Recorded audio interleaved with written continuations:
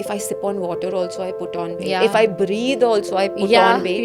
You are telling your mind that with every breath I take, I have to put on weight. Any emotion that you're constantly feeling for more than 72 hours goes and gets pushed in the unconscious. Any kind of bitterness, anger, resentment leads to type 2 diabetes.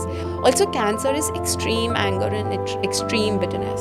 And this particular breath work kind of goes and hits your cellular memory. So if you keep doing this even 5 minutes a day, it works wonders. There are cases where multiple divorces, 3 divorces, 4 divorces. I know cases where someone has lost their child twice after being born in less than 2 months.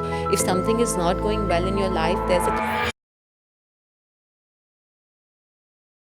Hey everyone, welcome to another episode of That Healing Feeling with me, Neha Ranglani. And today's episode is super special because I have with me today Dr. Tamanna Chandok, who is a Dubai based spiritual coach, psychic healer, and an author with over 16 years of experience in mind, body, spirit wellness. And her journey actually began in her childhood. She blends ancient wisdom with modern spiritual tools to help individuals heal their karmic patterns, align with their soul purpose, and awaken their inner power. She offers past life therapy, chakra therapy, karmic healing, and spirit guide connections through her sessions, workshops, and retreats, and inspires over 2 lakh followers on Instagram on their spiritual journey. Join me in welcoming Dr. Tamanna Chandok. Welcome, Tamanna, on this podcast, That Healing Feeling. And I can't tell you how happy I am to have you here. I remember when we met in Dubai a couple of months back, I was telling you that I am so interested to know about the emotional and spiritual side of health issues and understand stuff beyond physicality. True. And you told me about so many things about weight loss, about diseases, which we'll cover today. But so glad to have you here, and thank you for being here. Thank you, Neha, for having me. We've been planning this for the longest time, but I'm glad it happened now. So tell me, Tamanna, you are a karmic coach and a psychic. That's right. Now, that's a very unique profession, right? Sure. How did that happen? Is it something that you really worked towards, or it just came to you naturally? Like, tell us about your journey into this. So it's actually been a mix of both. When I was small, it kind of runs in the family, the gift of intuition and being able to see beyond what normal eyes can see. It kind of runs in the family. My grandmother, my mom, my aunt, we're all a bunch of healers and very, very spiritually gifted. So when I was 9, my mom was doing Reiki. And as a kid, I would accompany her, sit in a corner, read a book. And for me, books were Osho, Laws of the Spirit World. I would read those kind of books. I had access to those kind of books when I was very, very young because of my grandmother and my mom. And her master saw me and he's like, this child is gifted. And of course, taking my mother's permission, he opened my third eye, looked into my past life, and did confirm that I was carrying certain gifts from some lifetime. So he took me under his wings, and my mom was very okay. In today's day and age, mothers usually are scared or, giving their children that kind of exposure. But I could see the dead from a very young age. I could talk to them. I would get intuitions. And every time I would discuss this with my mother, she would be okay about it. It was very normal. It was dinner table conversations. Wow. So, and then her master initiated me for Reiki 1. After school, I would go and assist him. And this is all when I was growing up, when I was 11, 12. By the time I was 14, he initiated to me into being a Reiki master. The master symbol was shown to me. And then I took a break to focus on my boards. I wanted to be an aeronautical engineer. Wow. So I did my science and all of that. But the day my boards got over, we did an intensive workshop in psychic healing. So that's when the initiation happens. Any kind of power, even when you're a good dancer, when you learn Kathak or when you learn any kind of traditional form of dance, there has to be a certain initiation from the guru or the master. So I went through that. But intuition has been a gift.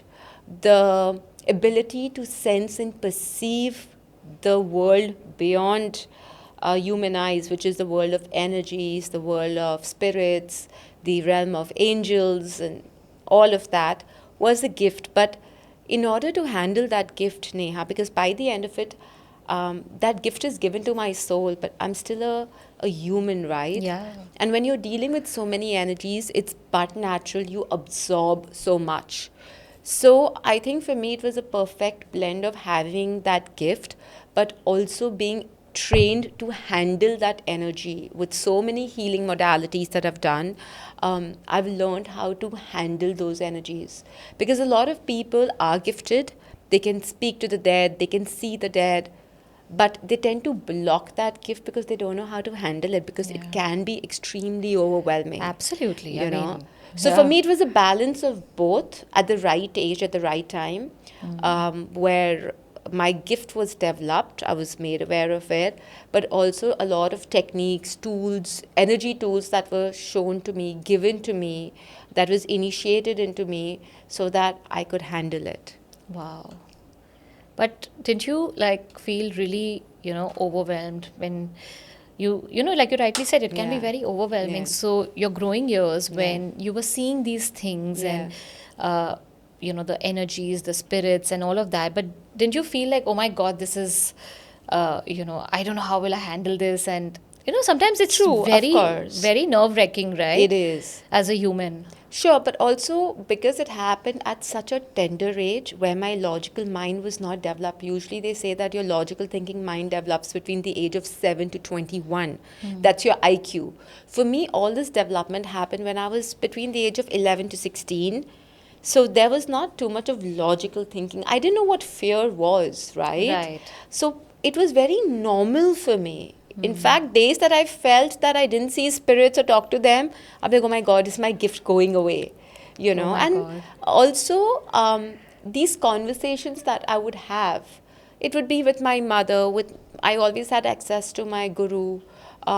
So they were so strongly normalize it for me, validate it for me that I never felt that, okay, this is not normal. Yeah. So for you, it was a normal It was a upbringing very and a normal. normal thing. Oh, absolutely. And of course, at that age, you don't talk about this with friends, right? Like, none of my school friends, college friends knew I was a psychic. Like, Right. much later when I took this up professionally and when people started talking about it, that's when my school friends got to know from a third party that, okay, she's doing all of this. So growing up, could you like read your friends' minds and teachers' minds and just Not probably really. understand their energy or what was going on, like what they were thinking, just how it is Yeah. because you had those skills Yeah. and you were honing in those skills. So Yeah. like, how would you perceive people? Honestly, the thumb rule about this gift is you cannot look into other people's energy, scan other people's energy till the time you don't have the permission. Oh, okay. Yes, information comes to me, but that is only when that energy is towards me. So if I have a friend or someone I know who's wishing bad for me or insecure or jealous or has ill intentions towards me, Yeah. I will pick that energy up because that's directed towards me. Okay. But what they do in their life energetically, I do have the power to pick it up if I choose to. But we can't bypass, right? You can't misuse Yeah. the gift because that's not right. So I've never done that. But as a kid, I used to do pendulum drowsing. So I would sit with my textbook before exams, which question is going to come. Just like, Did it fun work? stuff. It does work, yeah. Yeah. So, Wow. yeah. But then And- I didn't cheat. So that's not how I passed my exams. So that's the integrity, Yeah. right? You also need to have that balance. Well, you Of might know course. things, but you need to keep your integrity because Because the universe will see anything, we are all gifted, Neha. But the universe also sees your intent of how you're using that gift with what integrity, honor. Because the more integrity you hold, the more you honor your own gift, it will grow. If you're dishonoring or breaking the rules, there will always be repercussions. And that's in any kind of work, that's right? anything, right? Yeah. Just about anything. Yeah.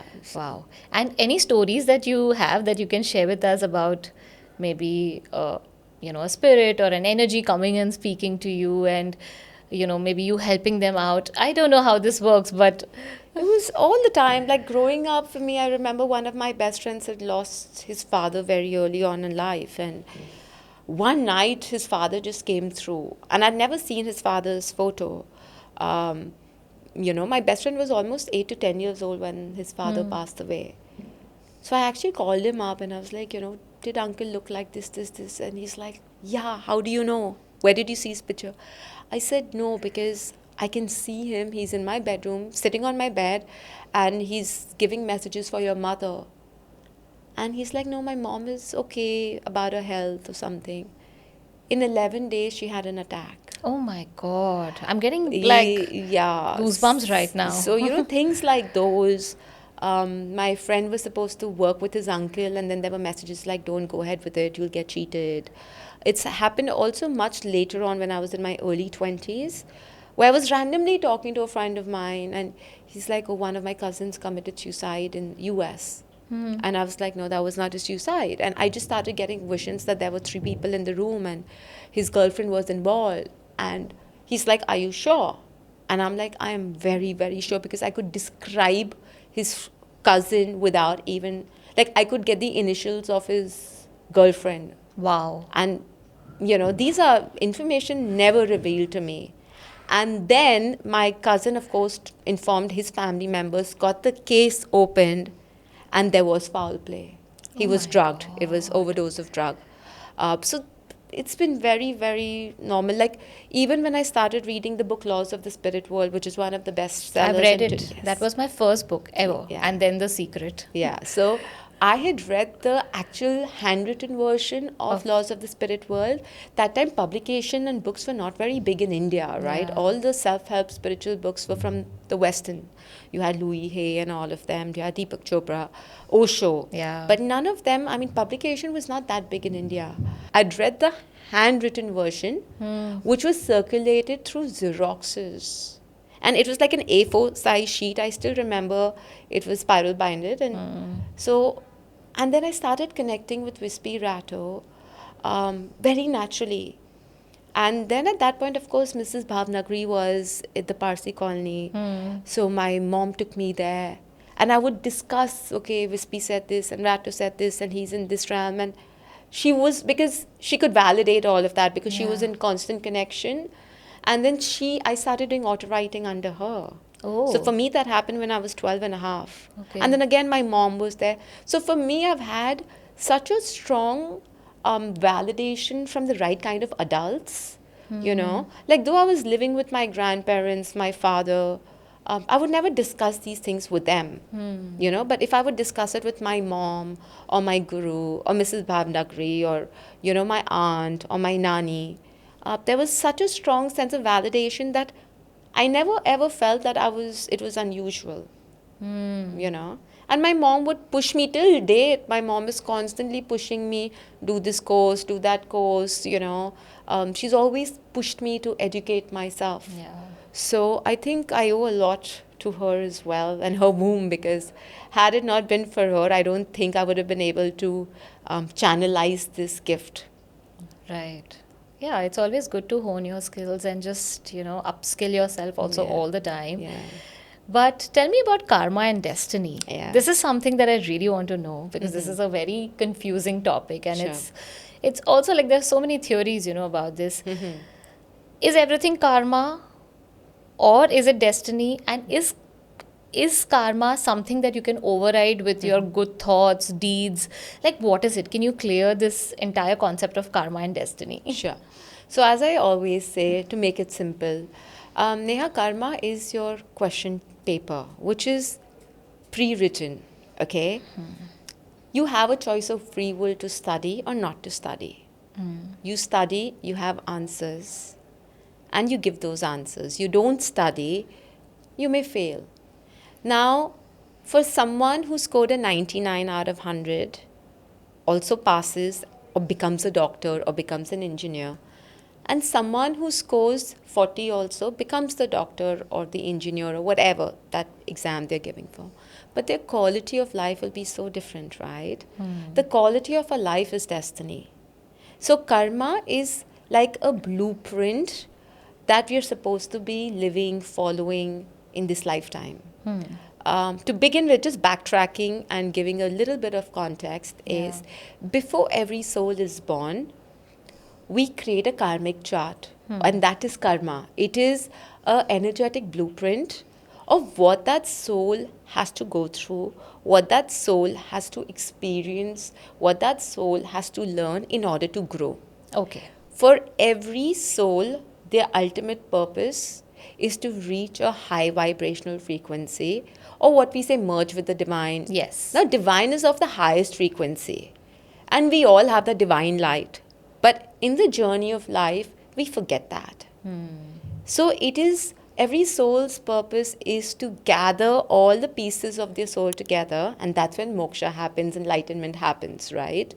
In every lifetime, we'll end up giving people so much of power. We land up absorbing energies from other people and integrating that into our soul energy, Yeah. or we land up giving away so much of our soul energy to other people that we never go back to the spiritual world in our own pieces. So Yeah. you've picked up some pieces from other people and you've left behind other pieces. So karma is just that journey of going back on earth and remembering who you are. You have to gather your self power and your pieces and also give back other people their pieces.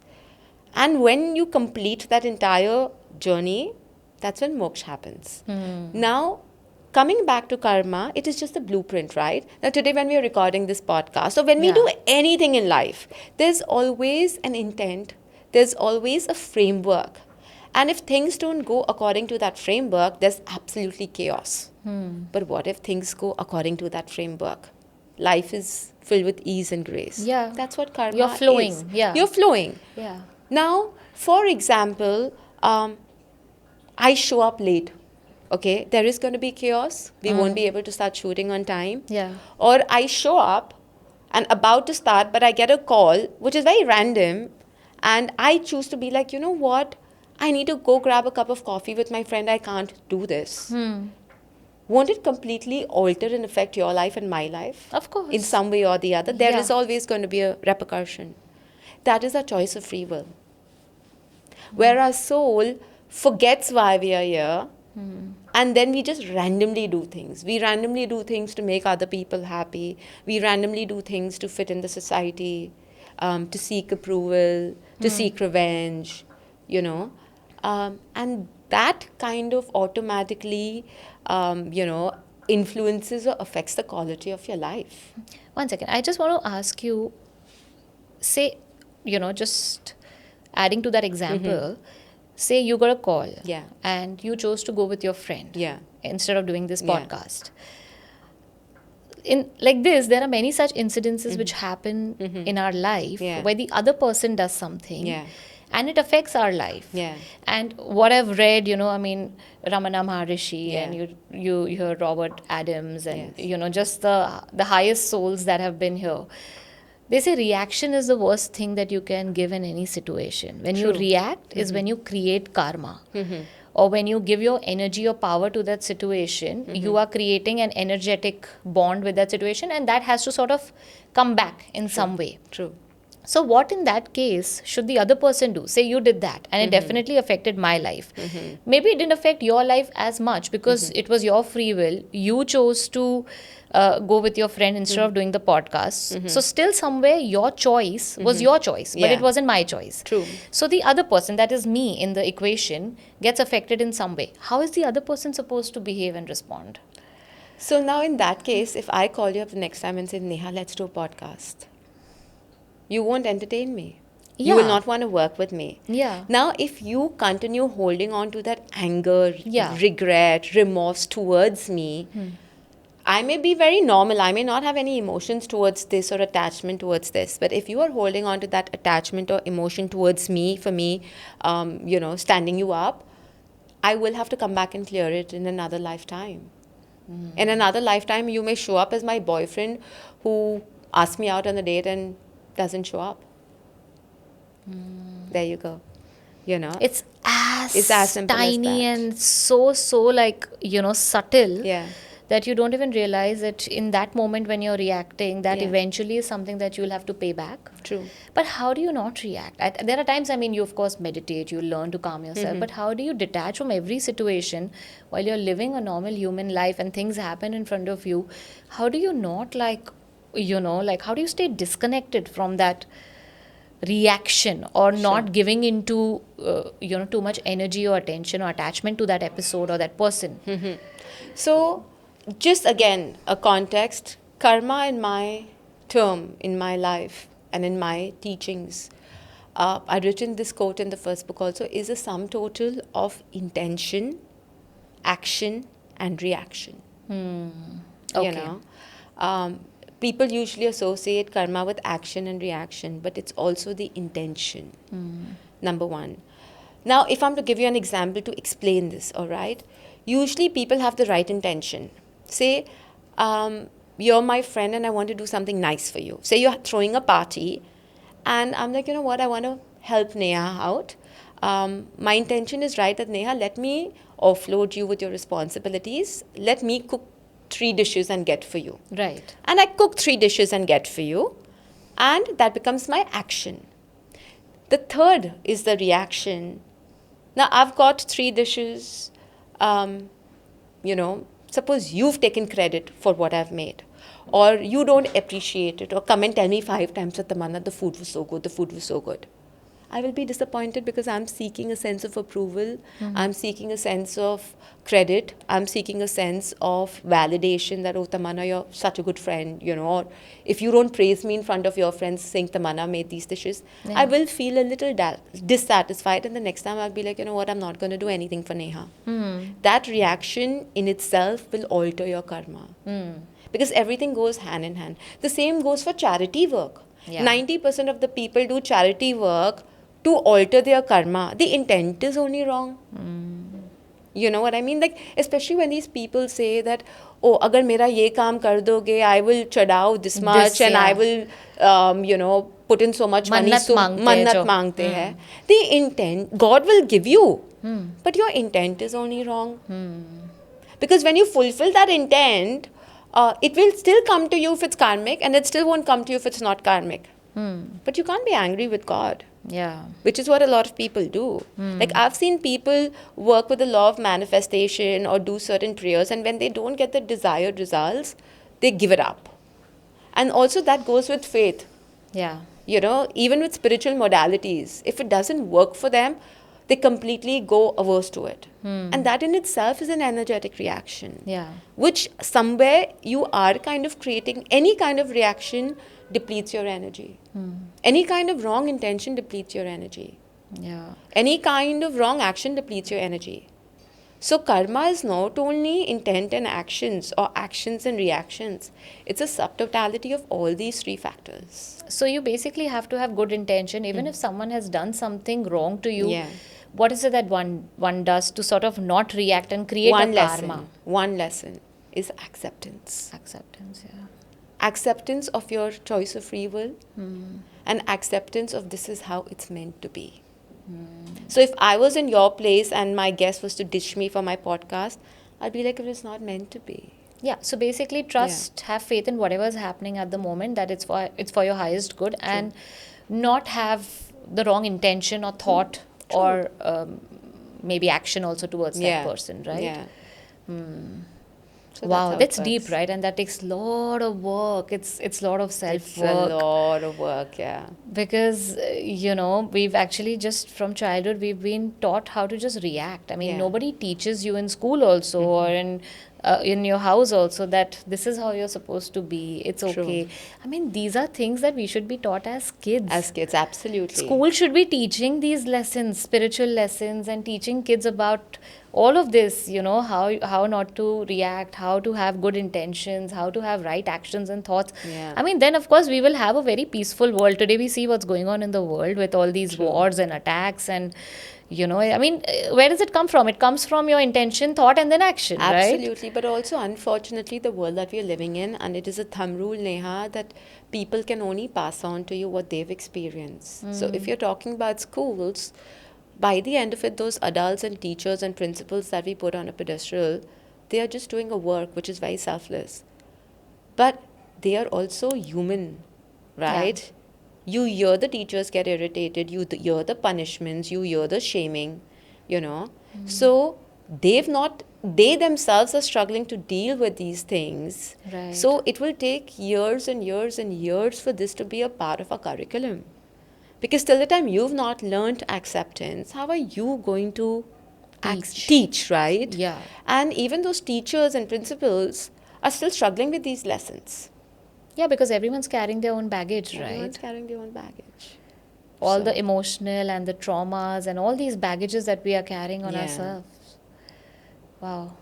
Talking about emotional baggage, I wanted to understand that. Yeah. How do these emotions Yeah. affect our health? I mean, we all know that emotions, when suppressed, they get stuck in our body, they get, stored in our organs, Yeah. and they block the energy flow. Yeah. But how do they manifest in our life?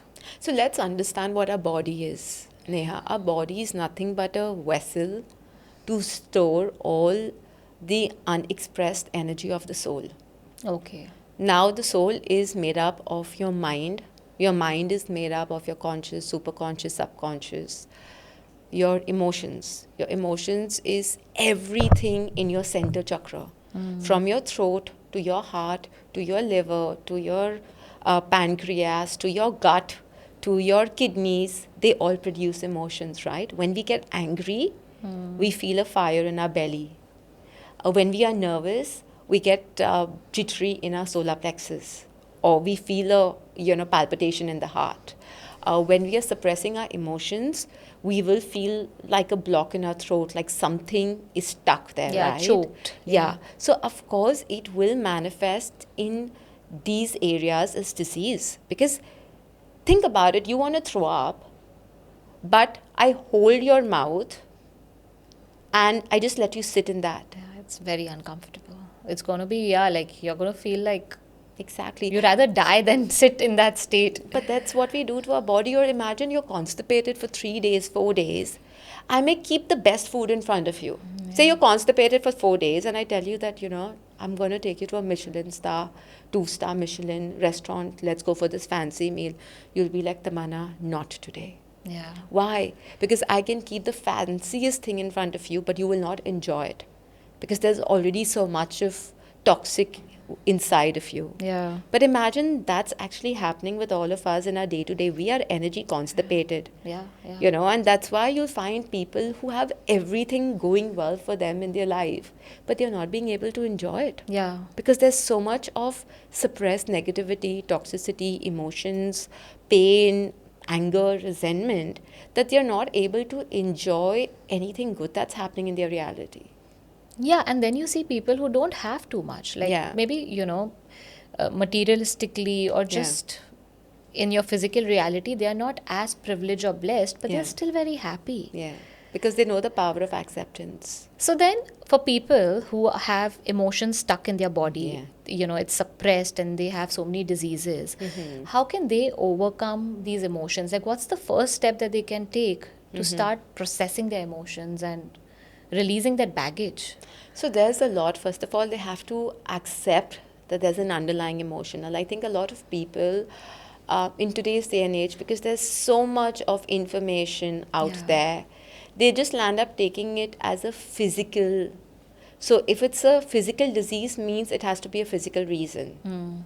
So then they'll start with all these new age diets and detoxes and all of that. And that's why, Neha, even I'm sure you in your work also, you must have seen people who are doing diet shopping. Yeah. They'll start keto for 3 months, it doesn't work, then they'll kind of do something else, then they'll do something else, they're jumping, and their issues are still not getting resolved. Yeah, it's more like nutrition shopping, nutritionist shopping, Exactly. because they're like at one nutritionist clinic this month, next month they're trying somebody else, and I'm Yeah. like, wow, this Yeah. doesn't work. Yeah.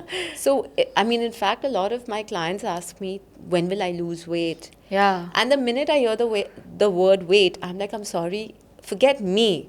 Even the best of psychics and the best of astrologers cannot answer that, because the weight is based on 8 to 10 different factors. Yeah. There are so many things that influence weight. Yeah. It is your physical genetic. Sometimes it is your ancestral lineage, that's carrying certain genes. It's your mental programming with food, how you perceive food. It's your emotions with how you're perceiving food, how you're eating food. Yeah. That makes a world of a difference. It's the chemicals in the body. There are 1,300 chemicals in the body. Then it's your hormones. Yeah. then it's also about your choices, your day-to-day lifestyle choices, and then sometimes it's karmic.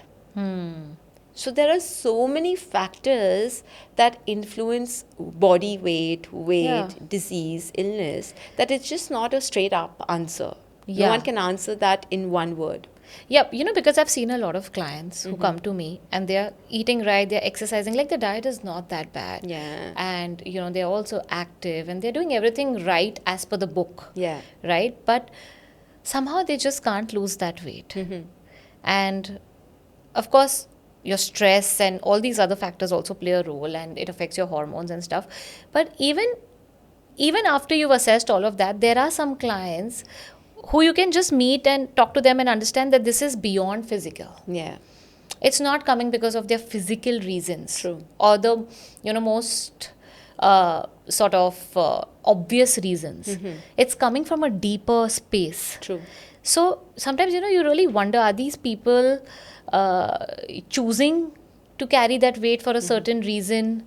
Is it very psychological? Is it very subconscious? What is it like? It can be a mix of everything, to be honest, Neha, and it depends from person to person. Every case is very different, right? I've seen people. So let's understand body, right? We are all living in a body, and in our day-to-day activity, we need a certain energy that is needed to carry on your day-to-day activities. Now notice when you're leaving work 9 to 5, you're doing a job and you have 10 things to do in the day, or an athlete. Yeah.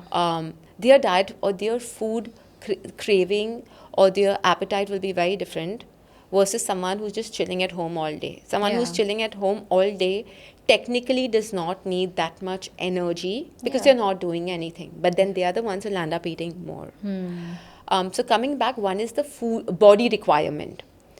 Second is your mind programming. Our mind is the CPU of our entire existence, and you agree. Yeah. I don't need to sit and give any more explanation. It's self-explanatory. Whatever code you put in the mind, A is equal to B. Every time you feed A, the mind will bring up B. 99.9% of the people associate food with weight or fat. Yes. Food is equal to energy. But I've seen people, and I'm sure you also, if I sip on water also I put on weight. Yeah. If I breathe also I put Yeah, on weight. yeah. You are telling your mind that with every breath I take, I have to put on weight. With every sip of water, because that becomes the equation. They are And forming that. They are forming that.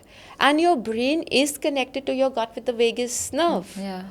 So your brain perceives air, your brain is breathing, but the vagus nerve is telling the gut that, okay, she's taking a deep breath. So that is equivalent to fat Yeah. or weight. Yeah, just And add on everything because But if you associate food with just energy, you are not going to put on weight.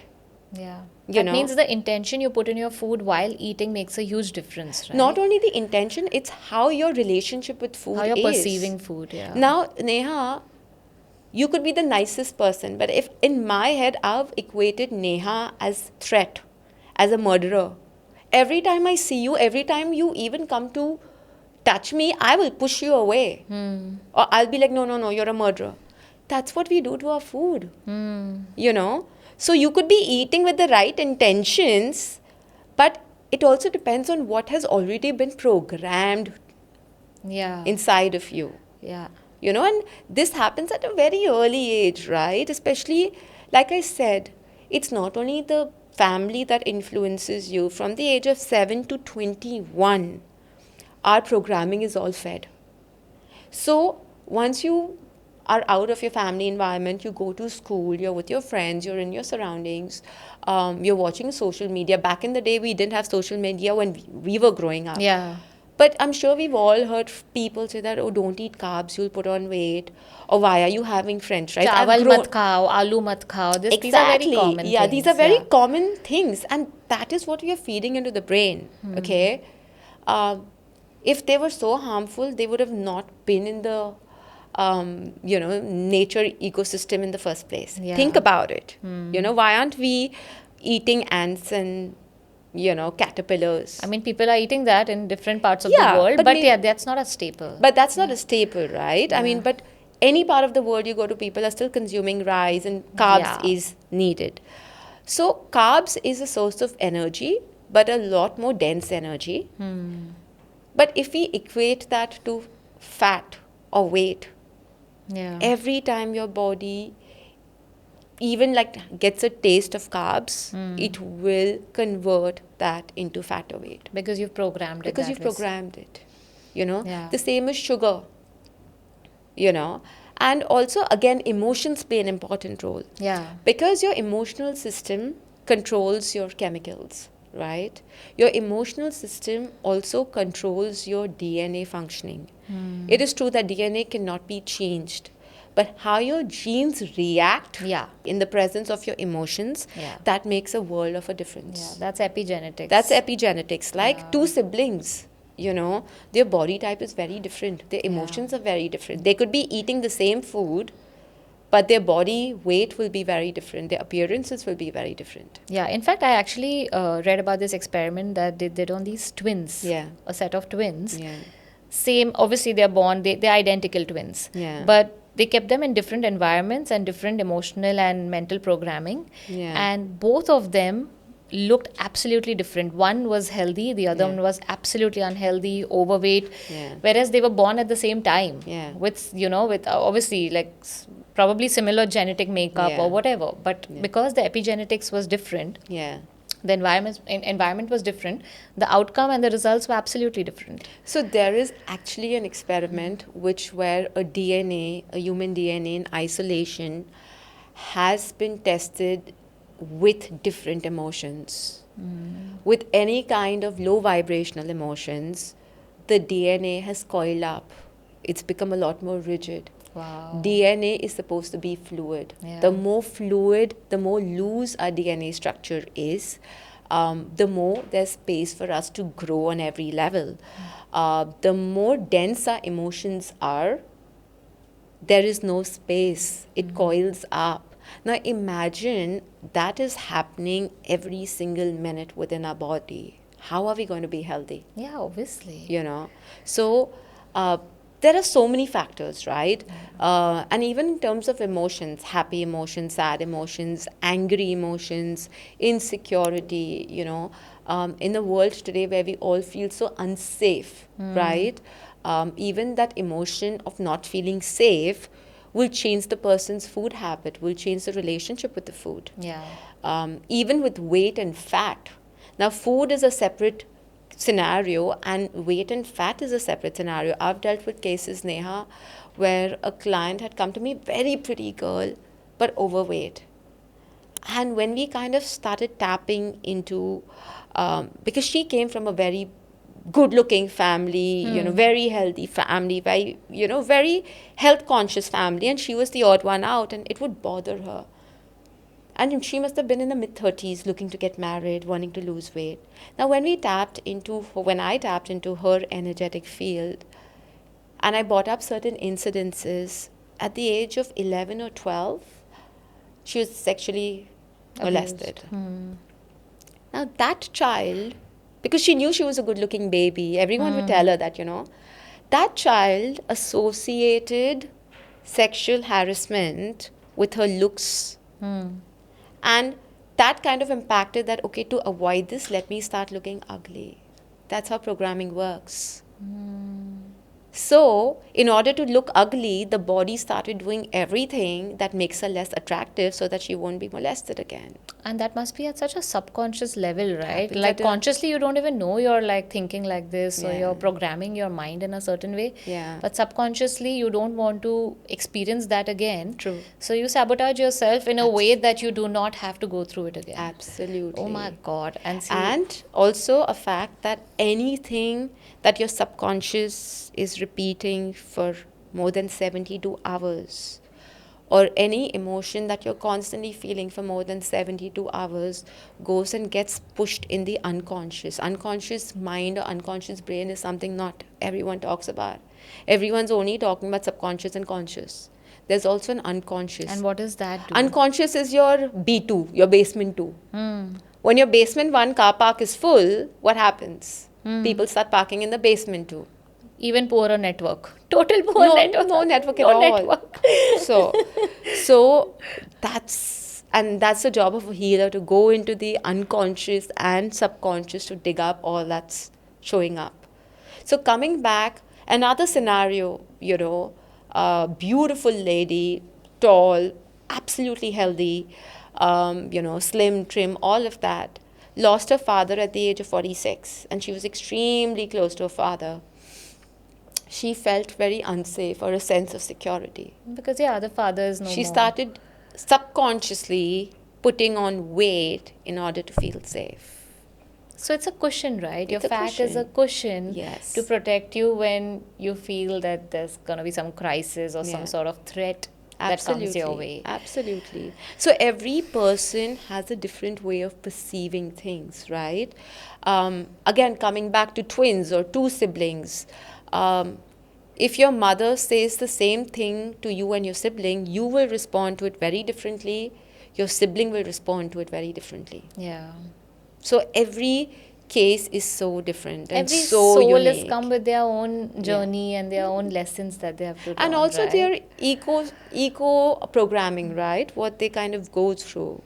So It's different. yeah. I remember when we were in Dubai, we were having this conversation about weight. You Yeah. also said one very interesting thing, that was that people also choose to be overweight Yeah.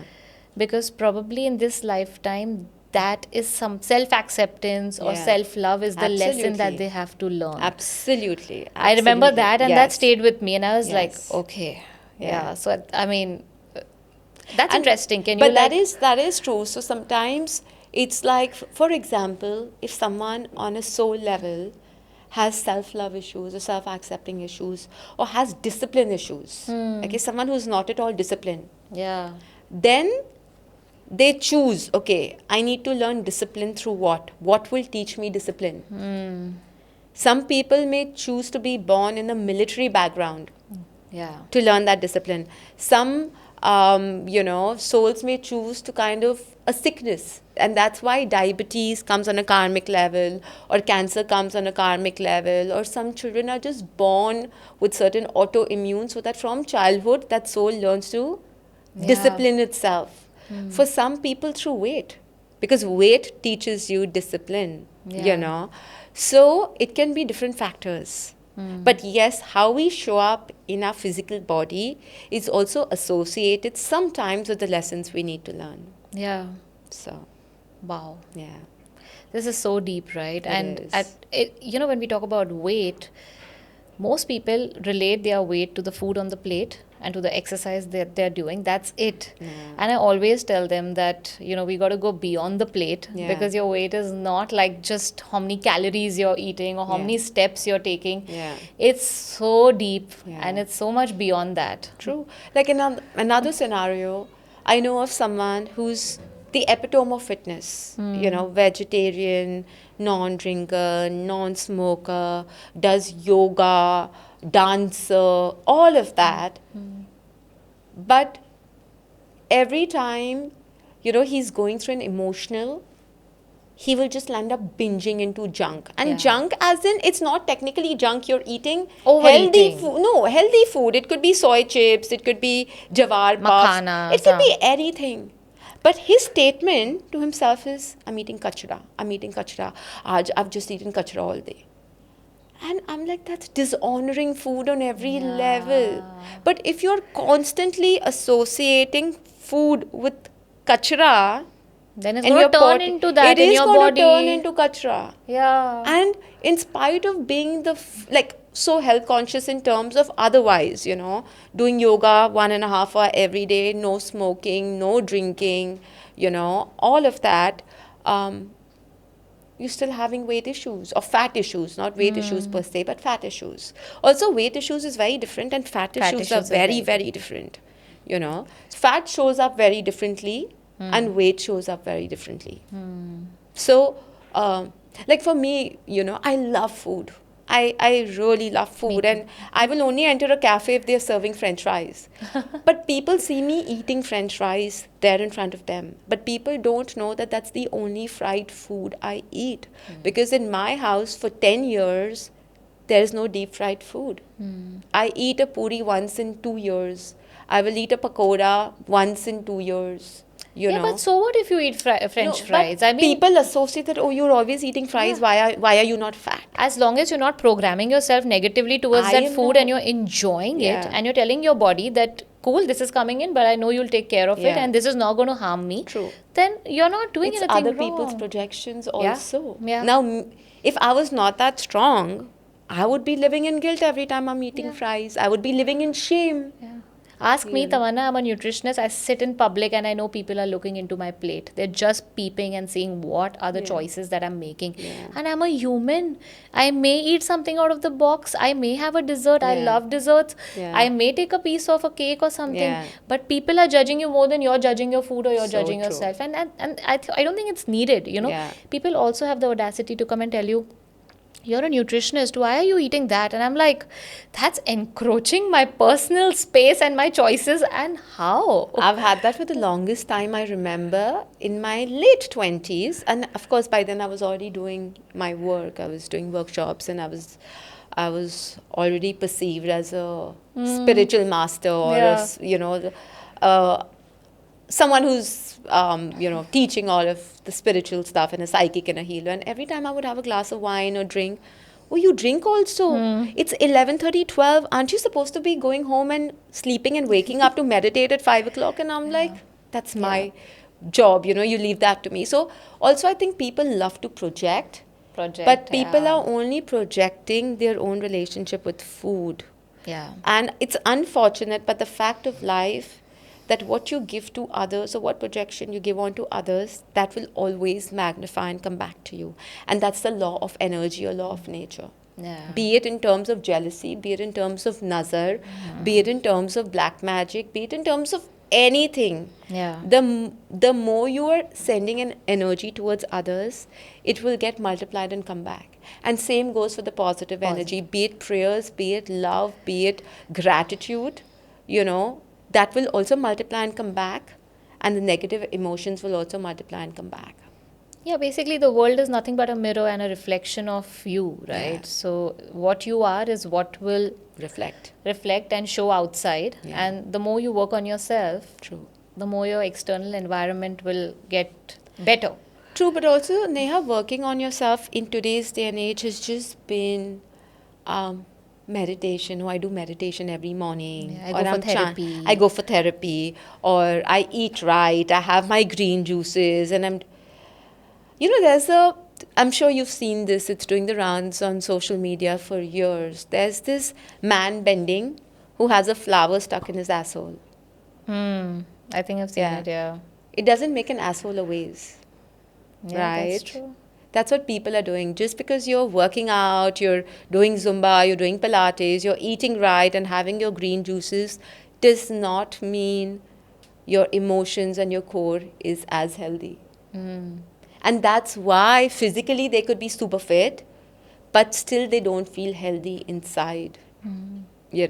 Or they constantly have to diet, and that diet has to become a part of your life to keep sustaining that. Yeah. And that's why so many people, when they get onto a diet, lose weight.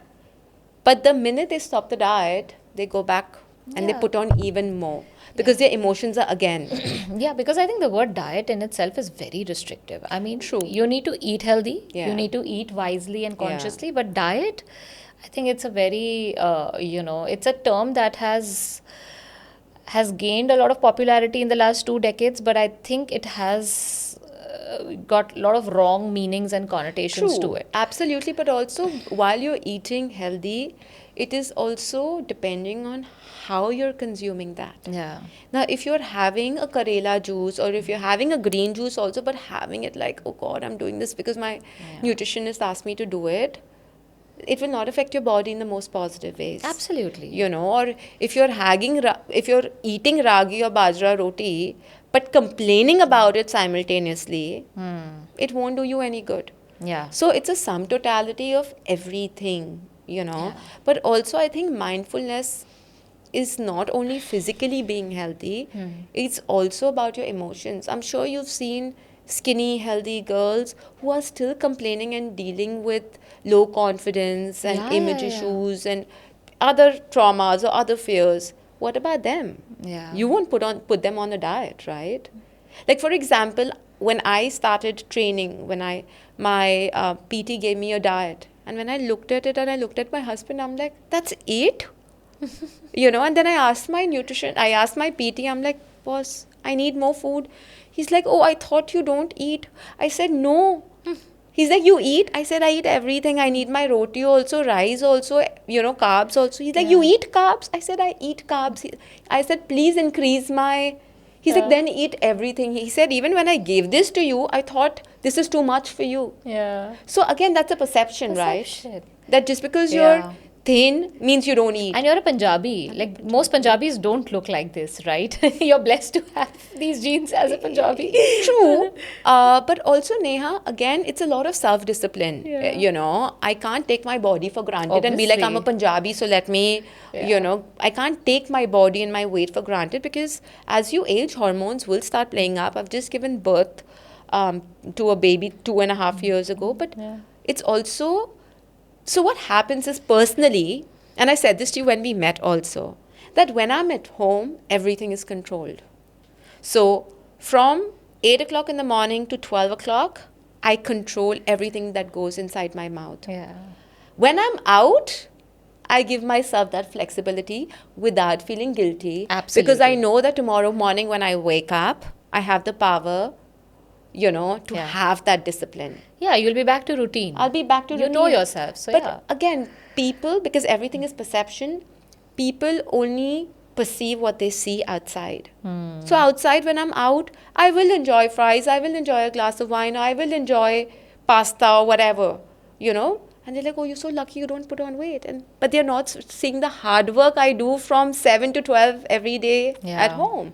Yeah. And I think that's for everyone, right? Absolutely. Yeah. But again, I know people who eat right, but then emotionally abusing their body at home, so low on confidence and badgering themselves.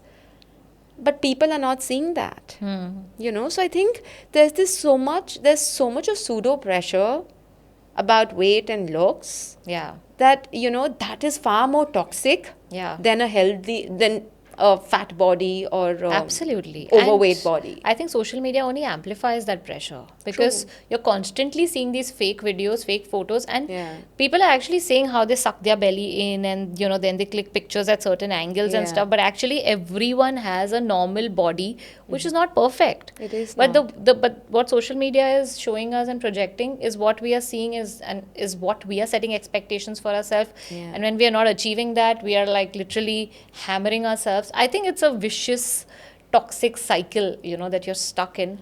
Till you don't choose to come out of it consciously course. and take charge of your health Yeah. and not just focus on how you're looking, because that will change. The Yeah. minute you get disciplined and you set your routine right, the body will get its balance back. Your body responds to everything. Absolutely. And like I said, I started off by saying that your body is a vessel. Yeah. So it is whatever you consume from your eyes, from your ears, from your mouth. People usually think that weight or emotions is from your mouth. No, it is everything that you're picking up. Every cell in your body, every skin in your body is constantly absorbing information and energies, and your body is responding to Yeah. that in so many ways that you can't even imagine. Yeah, there's a book called Body Keeps the Yeah, Score, yeah. which talks about how body is Yeah. noting every small Every memory. and every tiny emotion and every feeling and every thought, and how it keeps a score of everything. But again, that is also karma, right? Because anything too magnified will go back in your next lifetime, and you will have to kind of work on cleansing that because you're picking up pieces that do not belong to you. Yeah. So, unfortunately, while the modern age is like we're going through a massive digital transformation, and yes, technology is great, but technology is supposed to add value to ours or our energetic field.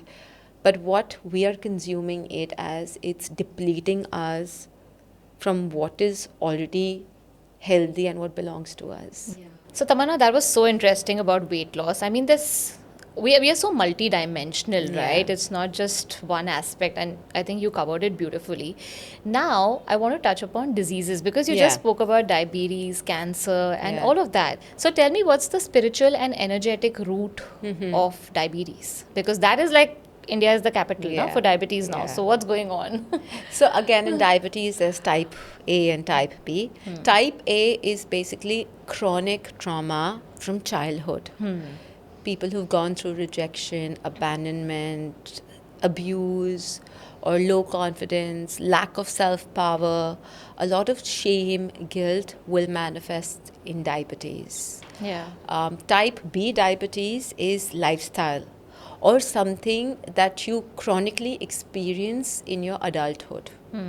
So you may have had the most safe and secure childhood, but as an adult, extreme stress, extreme anger, resentment, because a child does not have extreme anger, resentment, bitterness, unforgiveness, right? Yeah, It's they- usually in adults. Yeah, they live in the moment. They live in the Children moment, usually. but then they also absorb. For children, as children, there are only certain emotions that you feel, which is abandonment, which is lack of nurturing, lack of support or confidence, or rejection, shame, guilt. Yeah. You know, even like we were talking about teachers, right? Teachers don't realize that when they punish the students, go out and stand, Yeah. or, you know, that's shame. They don't realize how that child is processing that shame, Yeah. you know. So that is good enough for it to show up or get stored in some form of trauma and show up in your physical body in, you know, another decade kind of a thing. So coming back to diabetes, type B diabetes is what you gather during your adulthood. So again, extreme trauma, divorce, multiple you know, broken relationships, Bitterness. any kind of bitterness, anger, resentment leads to type 2 diabetes. Yeah. So diabetes is basically lack of sweetness Yeah. in life, you know. And Yeah. I mean, that's a common, that's very Yeah. that's something that everyone's talking about. So you may have, again, materialistically everything going very well for you. So people who see you from the outside are like, you have everything well, but because they don't enjoy all the things right in their life because of the bitterness and anger that they're holding on to, they're constantly feeling that lack of nice things in their life. Yeah. You know, nice emotions, positive emotions, and that's what diabetes is. So, because Yeah. again, whatever you energetically consume, your body is only going to give you that. So, So you need to process your emotions to also reverse your diabetes. absolutely. And Yeah. like, as a psychic, like, I've dealt with a lot of cancer cases, diabetes cases. Some diseases are purely on the physical level. Like, some people have a headache, which is purely on the physical level. Yeah. You'll get a migraine for 2-3 days before your periods, but then it goes away. Or back pain, or weak gut or acidity issue where they eat a certain kind of food and it doesn't suit them. For some people, the same acidity, back pain, headache can be because of a mental or an emotional stress. Yeah, because today a lot of people are facing gut issues, Yeah, right? So yeah. acidity, bloating, constipation, Yeah. IBS. Yeah. What are the energetic connections to that? Every disease has a different root cause behind it. Right. And it starts from the mind. Okay, because again, like I said, your brain is your processor. Yeah. So how you're perceiving any external situation, your interpretation of that message goes through the vagus nerve into the gut. So if you're irritated, if you're constantly irritated with everyone around you, people, what becomes your energy? Irritation. Anything you put in your gut will irritate you. Okay? Yeah. Mild form of irritation, which is very temporary, right? Suppose you're going through a situation and which is very temporary, it will lead to acidity, acid reflux, or constipation, or loose motions.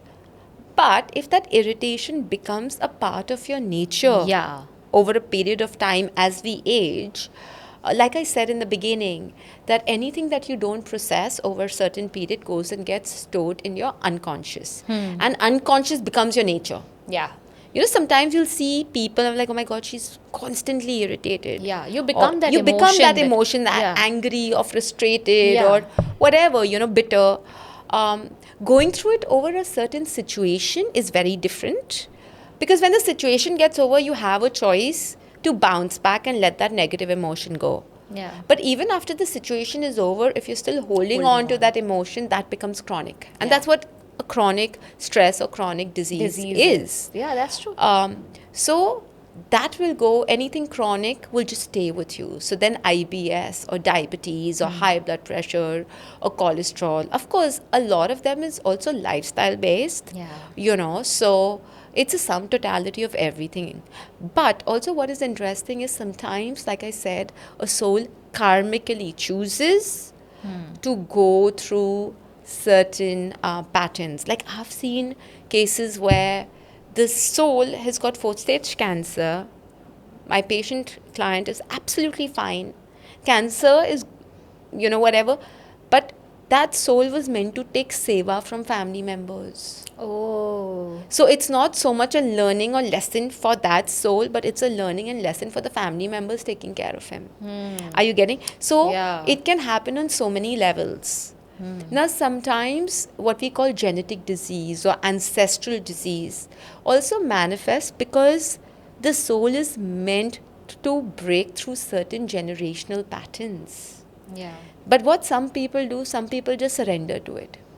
Runs in the family, I have it, it's okay. Yeah, it's in my genes kind of It's a in thing. my genes, but they are not doing the things to break through that, because if they don't break it, their child or their lineage will have to go through the same thing to break it. So, just because your parents or your mother has not broken something and it's Yeah. passed on, if your parents or someone in your ancestral lineage would have broken it, you would not be suffering with it. Yeah. So every disease has a different emotion, different root cause.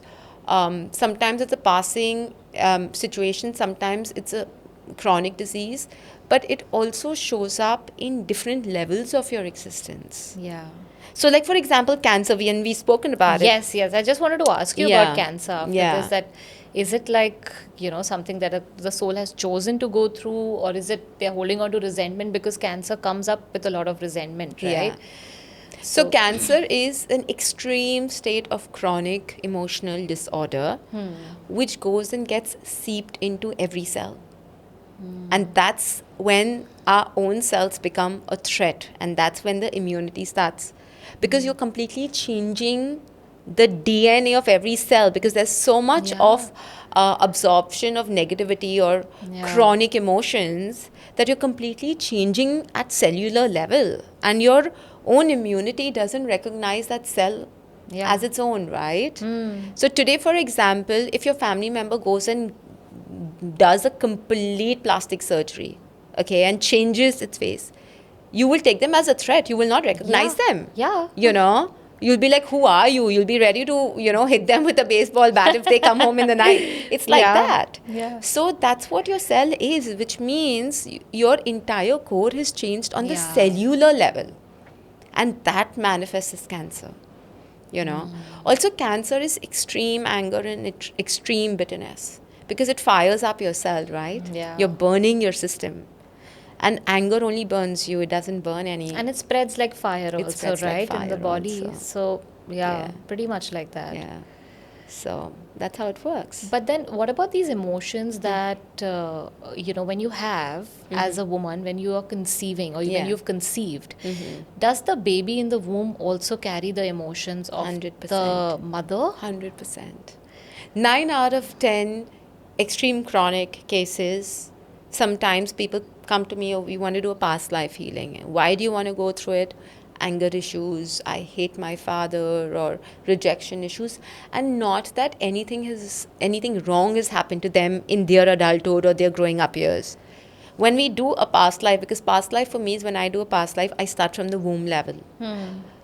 9 out of 10 cases find their answers in the womb. Yeah. That's why they say that the pregnancy is, your state of mind should be the purest when you're pregnant. So if the mother is upset with, say, her in-laws or the husband or just anyone, Anything. the exact thing Will is show what the up in the child child. feels, and it The will show child up. will feel anger, resentment if the mother is constantly seeking validation or approval. Yeah. That will show up in the child.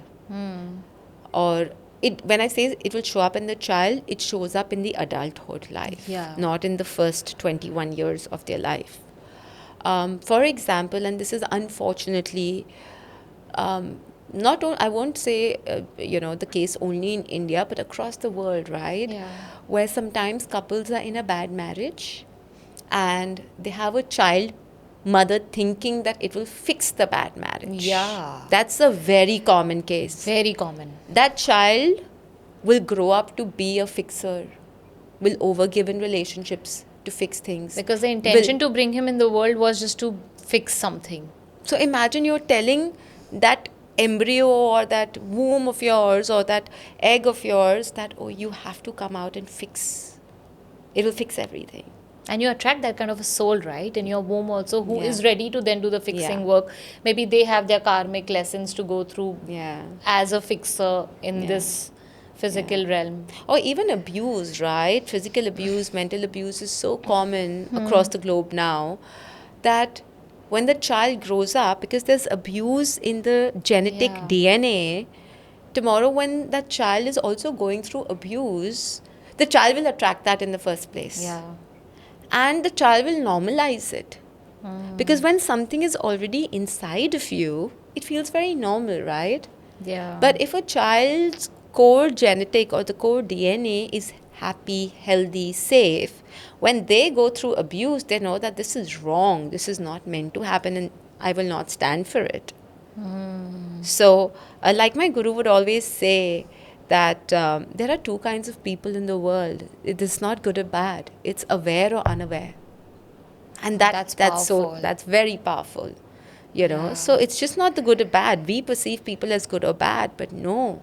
There are good people also who are unaware, Yes. and then there are bad people also who are aware. Aware. That's so Yeah. true. So that's how it works. It's so profound, If you think of it, Yeah. it's so deep. Yeah. Because we label people as good and bad.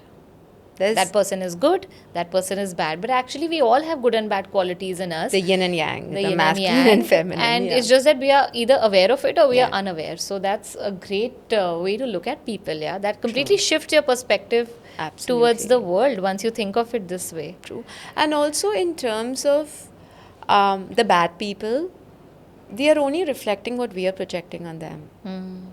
Because for somebody else, that bad person can be extremely good. Absolutely good, yeah. So- Because when you tell somebody like, no, मेरे साथ तो बहुत अच्छा Yeah, है. yeah. Then sometimes why maybe are it's you also attracting karma. that? I don't know, is it karma or what? It, then? it can be karma also. See, first of all, not every person that we meet in our life or not every person we get attracted to is a part of a karma. No.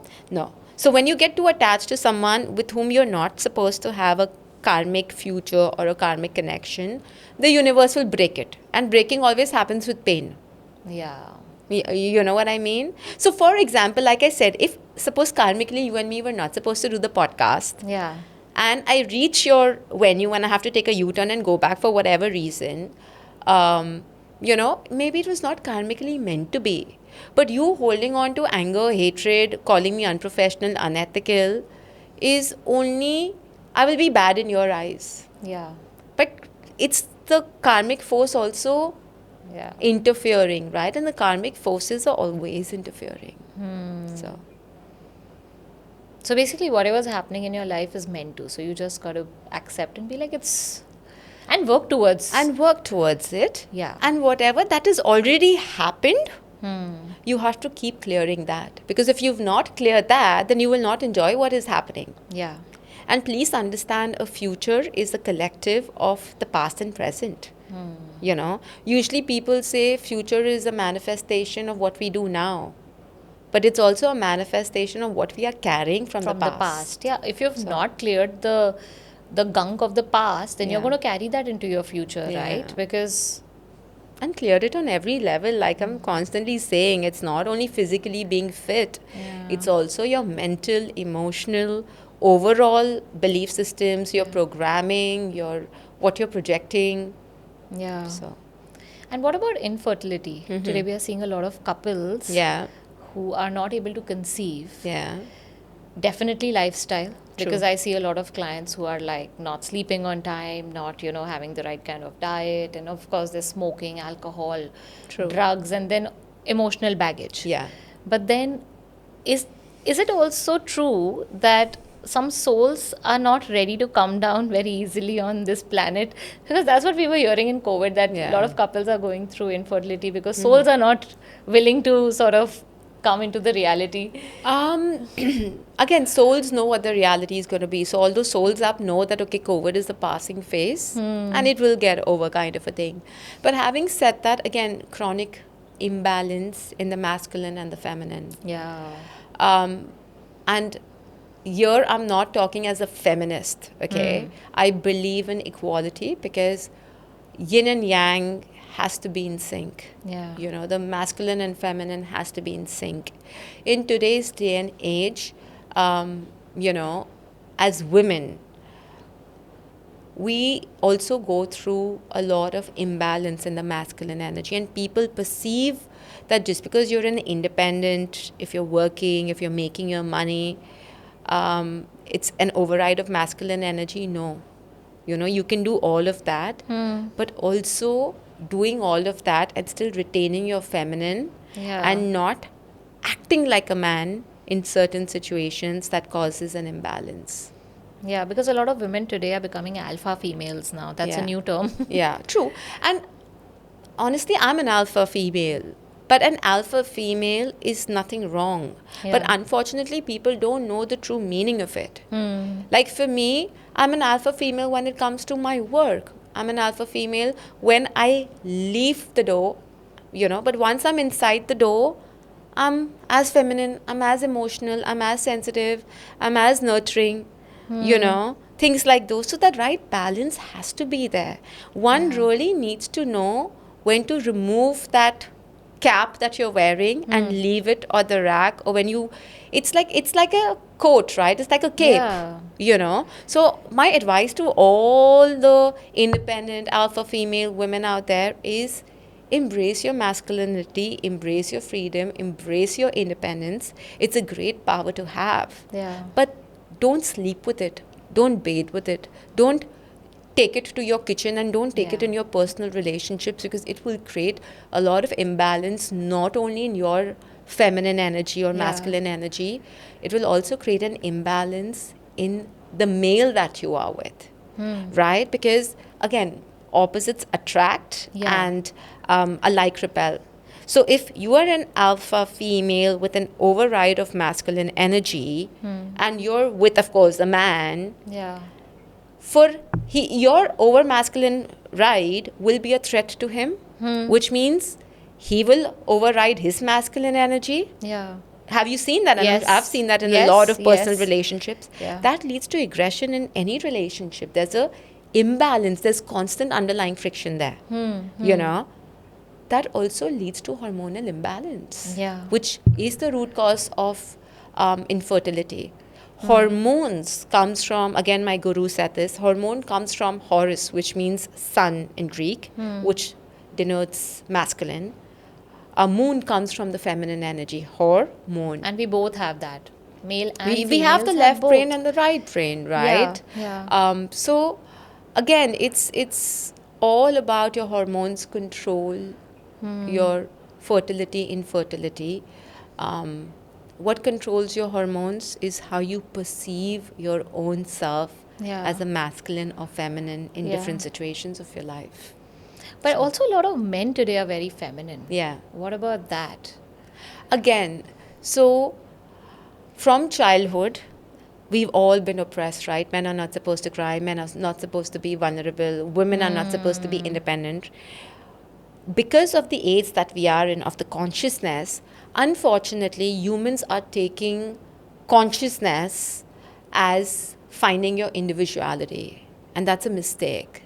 Consciousness is about being aware and staying in your roots so that you can impact the entire consciousness. But now people here are fighting for their individuality. No one's trying to become conscious. Yeah. They are still kind of fighting for their individuality. The minute you start fighting for something, which means there's an external threat, right? The minute there's an external threat, it's going to be your fight hormones, fight chemicals that get released, Yeah. and there is going to be an imbalance. 9 out of 10 women have PCOS, PCOD. That, unfortunately, also another root cause of it is rejection of your feminine energy. Because again, in the era that we were all conceived, you know, all the people who are 30 or 40 plus or 25 plus, back in the day, there was constant pressure for our mothers to have a boy child. Yeah. You Yeah, know? my grandparents wanted a boy. Exactly. And they categorically told me Yeah. when I was like, old enough to Yeah. understand and sensible enough to comprehend what they're saying, Yeah. is that we actually wanted to keep a party Yeah. if it was a boy, but because you were a girl, we cancelled the party. That's so wrong on every level. Yeah. And actually, as a kid, I questioned them. So basically, because I was a girl, I don't deserve to be celebrated. Exactly. As a kid, I have asked them that question. Yeah. And I always, I mean, obviously I've forgotten now, but maybe somewhere, Now, if anyone celebrates you, you won't be able to receive it. And for the longest time, I never liked my birthday. I used to cry on my birthdays. Because you didn't like being celebrated because someone told you that it's not Yeah. a nice thing to be Yeah, celebrated. and I used to cry on my birthday. I never liked to, I liked to celebrate, but I was super sensitive on my birthday. Yeah. I used to find the entire wishing thing very, very awkward. See, That that's why how are it people manifests. calling me and wishing me? What is going on? And until I was like, 23, 24, where I met someone who's like a family friend who's very spiritual.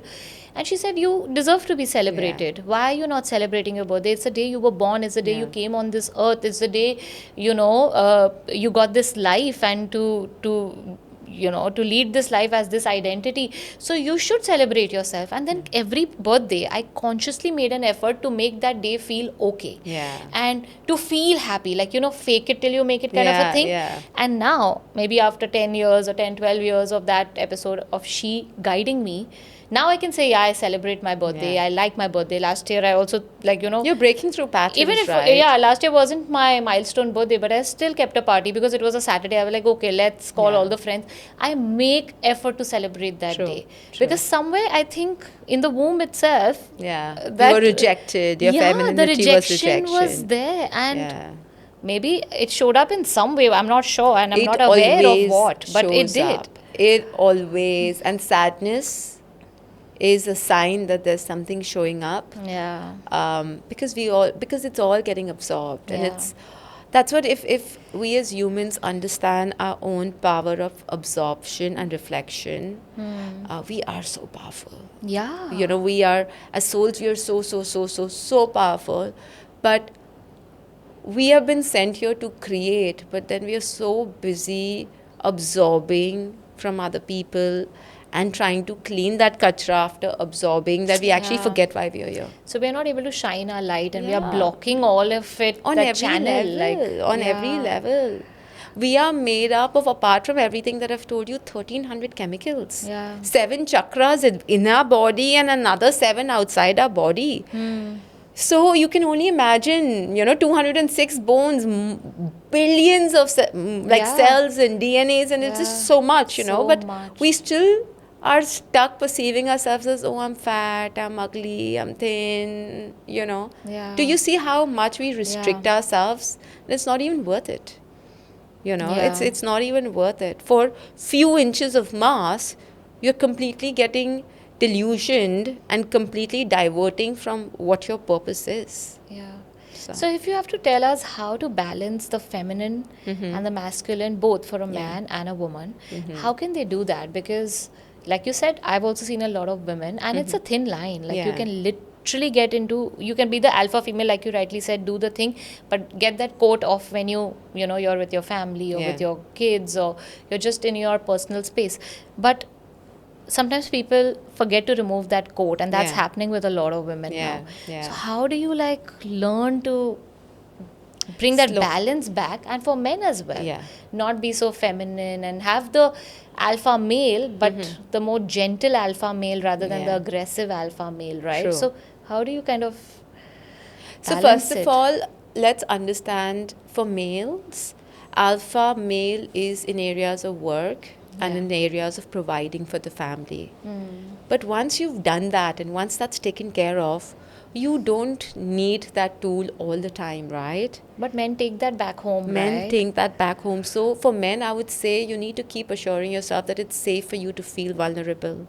It's safe for you to slow down. It's safe for you to be nurtured. You know, men don't enjoy nurturing. Yeah. You know, if you try, rubbing your husband's hair or his face, or you just go and hold his face and nurture his face, he'll be like, what the hell are you doing? Yeah. But men need that. Yeah. You know, it's basic things like those, you know. Meditation is a great way for men to kind of tap into their feminine. For women, they need to be open to receiving, give, you know, become independent. But if someone wants to do something for you, it's okay. Allow them to do it, because receiving is a great way to bring in a balance between your masculine and your feminine within a feminine Yeah. body. Yeah. You know, full moon rituals, connecting with anything that's feminine in elements, water or full moon energies, you know, music, creativity, you know, pottery, cooking, gardening, because creativity is also feminine energy. Yeah. Writing, you know, self-expression. Those are ways to kind of tap into your feminine energy. Yeah, because So- women today are becoming very hyper independent. And I've seen some friends and some clients, it's not by choice, it's by force. Yeah. It's a situation that demands them to become hyper independent. No support in the family, no support from the husband, Yeah. or maybe divorced and maybe living by themselves. You just learn to do everything for yourself by yourself. And when someone is ready to help you or ready to extend that support, you just don't feel the need to take it. You just Because feel like, we listen, don't- I'm good enough, I can do it for Because we myself. don't normalize it. And then even if someone wants to do something nice for us, we're like, oh my God, what's in it for them? Why are they being so nice to me? That's again the masculine side being very Over, alert yeah. and overriding it, right? Yeah. But also, again, you know, just because now a soldier, okay, they've been given arms and guns, but they should know when to use it, right? Do they go firing when there's no war happening or when there's no threat? Yeah. That's exactly the same for a masculine and feminine. You need to see what situation it is and what ingredient I need to use. Yeah. If you're making dal makhni, you're not going to add sugar. Absolutely. And if you're making ice cream, you're not going to add garam masala. That's how masculine and feminine works. You should know, you know, but do it very consciously. Like people think that, oh, people who are spiritual cannot get angry, or just because you're meditating, you should not be losing your cool. No, you will feel angry, but it's happening from a very conscious level. That I'm getting angry in this particular situation. Yeah. And when that situation is resolved, I'm not going to carry that anger back. So again, it all connects back to consciousness. Yeah. So And for men as well, right? For They men should as also be well. doing all these creative activities and stuff to tap absolutely, into the to tap into the feminine, feminine. energies, you know. Like Yeah. again, personally for me, because I work from home, Yeah. so it's very difficult to technically remove the cape, right, when I'm doing one-on-one sessions Yeah. online. But it is a ritual for me that once I finish my work, I have a cook, I have a nanny, I have help, but I will still cook at least 5 times a night. I will still make my daughter's dinner. I will still do the dishes. Yeah. And everyone's like, but the nanny's there, the staff is there. For me, even washing the dishes, soaking my hand in water, it grounds me. Yeah. Doing something with hands, cooking, grounds me. That is a way of me reminding myself that I'm not on a psychic duty. I'm a mother, I'm a wife. And you that's know. how you tap into the nurturer and the caregiver. Absolutely. And, you know, even washing vessels or cooking is a form of care for It's the a form family. of care. And Yeah. there's, again, they say there's no work big or small, right? No. So, again, for me, it's that touch with water, you Yeah. know. or having a saltwater bath, grounding, connecting with nature, because again, Mother Earth is feminine in nature. Yeah. That's a great way to bring about any kind of balance in energies. So there are so breath work, because breath work, especially the 4-7-8, Yeah. where you inhale the 4, hold for 7 counts, exhale. That is a great way of expelling fire energies or masculine energies from your physical body. Yeah. And this particular breath work kind of goes and hits your cellular memory. So if you keep doing this even 5 minutes a day, it works wonders. This is so deep. We are. And we haven't even touched the tip of the iceberg. Like right I now, we are know. only talking about weight and health and, like Yeah. everything to do with health. Yeah. But yes, it's a lot more deeper. So tell me about the healing modalities you would do with people who would come to you with such issues, like in Yeah. your practice, apart from reading their energies. Yeah. What are the healing modalities that you do so that they can resolve these emotional and karmic baggages that they're sort of carrying? So the way I work is, again, I've learned Reiki, I've learned hands-on healing, I've learned EFT, which is tapping, I've learned hypnotherapy, I've learned a lot of modalities. Yeah. But in my work, I don't use any of that because I like to work best with my gift. Yeah.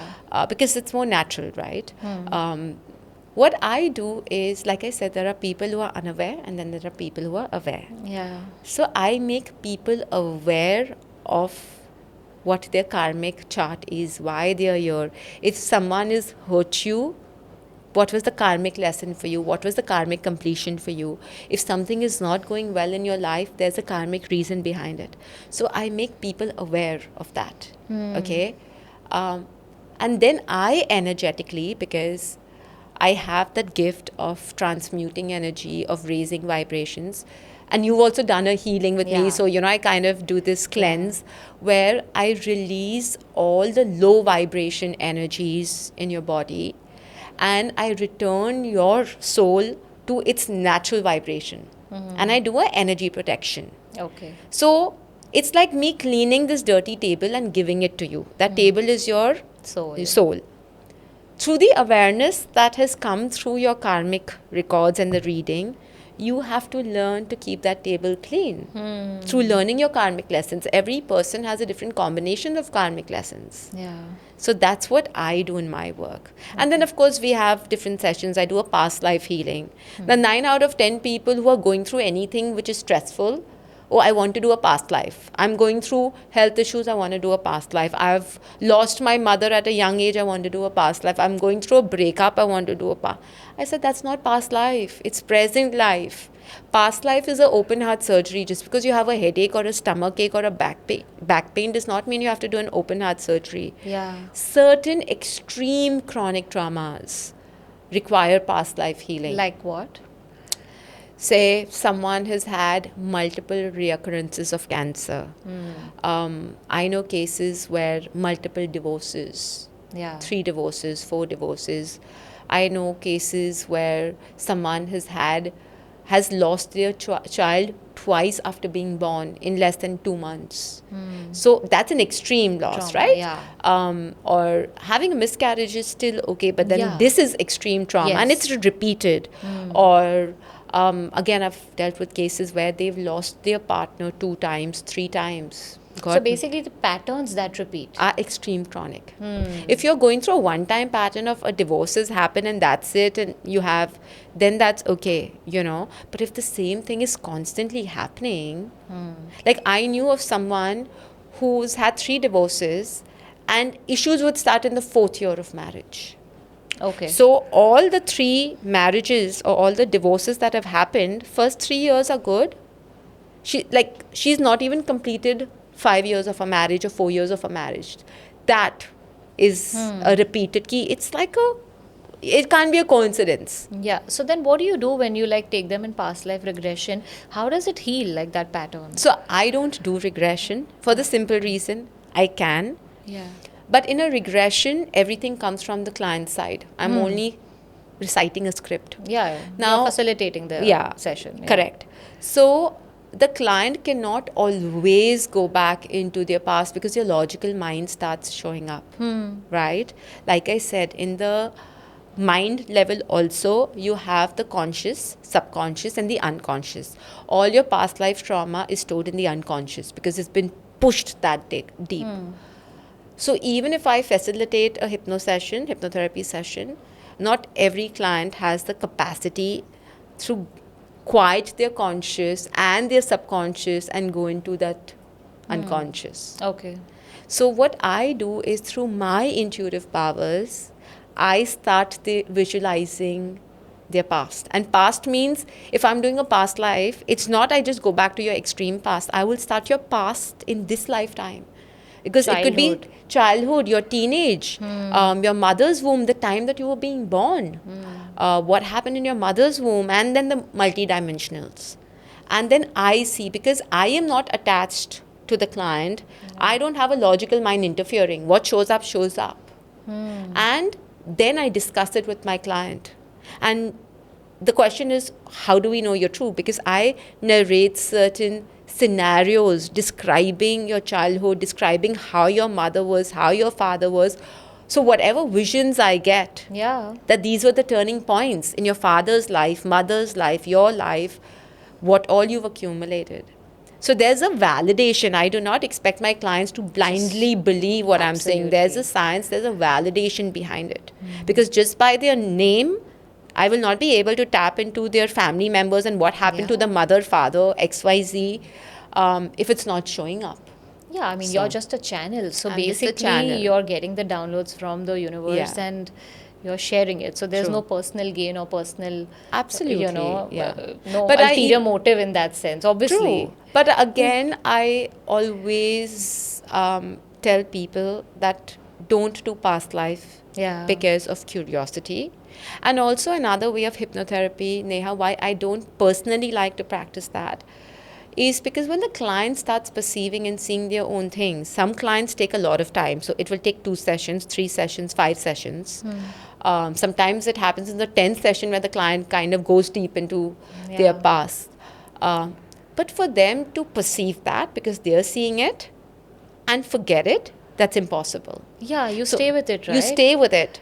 And even though that's over, in your memory, in your conscious or your subconscious, so you're basically digging something out from your unconscious and putting it in your conscious, it will still stay. Yeah. When I'm perceiving it, again, I have no attachment. It's like a story for me, right? It's a movie. It's a movie. Once the client is out of the door, I'll do my cord cutting, energy clearing, and I will forget about it.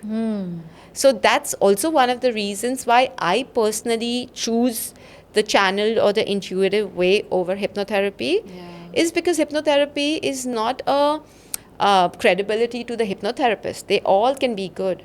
But it also depends on the client's ability to switch off the logical mind and dive deeper into the unconscious.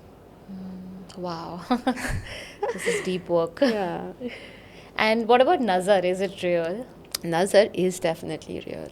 Really? Nazar is like that pin, right? And your life is like that balloon. अगर इतना भी हवा है balloon में या इतना भी हवा है, the minute the pin comes in, it depletes you. But what if your aura is strong and you're protecting yourself, you're keeping your vibrations high? Does Nazar still affect you? Then Nazar will depend on how much you are letting out and how much you are giving away that energy to people. Again, you could be meditating, you could be doing your aura protection, salt water bath and all of that, shielding and all of that. But if the rim of the balloon is open, where you consciously, out of free will, expelling that energy, posting your personal life on social media, you've got yourself an expensive bag and posting it, you're going for a trip and before taking off only you're posting about it, of course nazar lagega because then you're attracting it. You know? And also the intention, right? When you're putting it out there to show the world something that you have. You will attract or that. to sort of, to sort of you want to make people jealous? Yeah, that's the intention. Then you'll get nazar. You want to put people down by showing that you have more, you will get nazar. And then if you do it with good intention, say something that whatever you're doing, but you're just sharing and your intention is to actually serve people. Yeah. Then that's absolutely okay. Then that's absolutely okay. So, again, do it mindfully. So as long as you're doing it mindfully, it's fine. Yeah. But again, sharing information about your personal life too much. I'm not saying don't share, but do it very mindfully and do it very strategically. So, Okay. Now, circling back to destiny, Yeah. I had a question about these mass deaths and Yeah. mass destructions that we see. yeah. And people, a lot of people dying at one time, maybe a Yes. plane crash, or maybe like, how the Kashmir attack happened. Mm-hmm. So, is it that all the souls are choosing the same destiny, or is it that, it's just a coincidence? I mean, how does this work? Like, It can be a bit of both because, again, the soul chooses in some level how they want to die. So, for example, all the souls in some lifetime who've been soldiers or who've killed people or murdered people, all those souls in different parts of the world can come and be like, okay, since we have killed other people, we choose to go through a similar process or we choose to be murdered. So rather than the universe putting them through an individual murder scenario, the universe puts them through a collective scenario. okay. That's number one. So the universe puts them through a collective scenario. That can be one. Now, not all souls, okay, are meant to exit at that point. That's why, even though there's mass destruction happening, a lot of souls survive. Like, for example, even with the whole terrorist attack that happened very recently in Kashmir, not everyone was killed. Yeah. A lot of people even escaped it. You must have heard of some people who were there 2 hours ago or 1 hour ago, or who were supposed to be there Yeah. but couldn't make it, or the attack happened before they were there. So not everyone has chosen that. But for souls who have chosen that, go. And yes, maybe 1-2 souls, there can be collateral damage where they may survive, but they may suffer injury. So that's how it works. But they say there's no coincidence. Like Yeah. everything is a plan and everything is God's plan because everything is God. Sure. So, the collateral damage, how does that work? Like, how are these souls just. Collateral damage is in a way of injury, right? Not death. Not death. Death is only for people who have chosen it. Death is only for people who've chosen it. So, Okay. Yeah. So, as long as your soul has chosen that thing to Yeah. die in that plane or to be a part of, like a public massacre or something, Yeah. that's how you will die. If your soul is. Otherwise, you'll escape. You'll manage otherwise to you'll get. escape it. Yeah. Otherwise, again, like I said, there will be trauma. Like for the wives who've lost their husband, Yeah. for the families who've The lost, kids. there have been situations where terrorist attacks, they've not spared anybody. Yeah. They have even killed the children and the wives, and they've not cared, right? Like the Taj incident that The had Taj happened. incident that happened. Also, I want to point that, right now, the earth, the collective consciousness, last 5 to 6 years is moving into the 5-dimensional world. And in the 5-dimensional world, the soul has a choice whether you want to be a part of that. And a lot of souls don't want to be a part of that. Or some souls want to release their cords or their karma from the 3D world and be born into the 5D world, because the 5D world is a far more higher vibrational, So some souls who think that they cannot consciously elevate into the 5D living in human body, they choose to escape and they choose to be born as a 5D soul, because then their Later. journey becomes a lot more easy on the soul level, right? It's like a soul upgrade. Yeah. It's Software only upgrade. and a software upgrade, So it's just a soul upgrade. And how do you know that whether your soul is upgrading or not? Again, it's only for the soul to say. It's in a language that we as human mind cannot understand. It's all energy language. But can we do anything as humans to facilitate that upgrade? No, so as humans, we need to work on upgrading our software, which is, we were born in the 3D world, but 3D is very dense, it's matter. The 5D is very fluid and it's energy. And that's why the human consciousness last 10, 12 years, 20 years is going through a lot more consciousness, healing, mindfulness. These are all tools for us to upgrade our software. But the work also needs to happen at the subconscious and the unconscious level. So that's important. How do you do that work? A lot of healing work, trauma releasing, breath work, grounding. Because I'll tell you why grounding and why grounding has come into so much of power, and why it's propagated so much or preached so much. Because Mother Earth is already vibrating on the 5D level. Oh.